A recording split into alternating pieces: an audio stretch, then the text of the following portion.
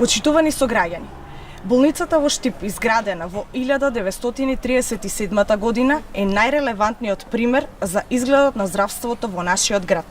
ВМРО ДПМН имаше решение како да ја замени ужасната состојба во која престојуваат пациентите и персоналот со болница изградена по европски стандарди.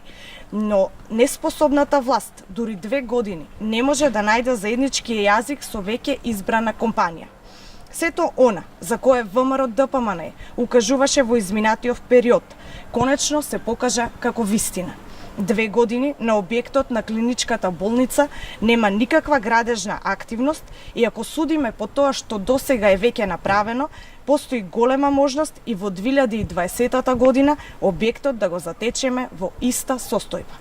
Оваа година клиничката болница во Штип требаше свечено да биде пуштена во употреба. Од оваа година ќе се овозможеа современи услови за здравствена заштита за над 200.000 граѓани во источниот и југоисточниот регион.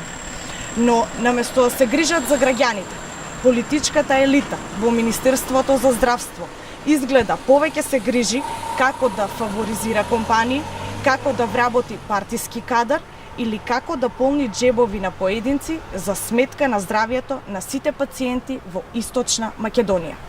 Изгледа власта мисли дека со одолговлекување на реализација на овој проект, граѓаните ќе заборават чива беше изградбата на клиничката болница.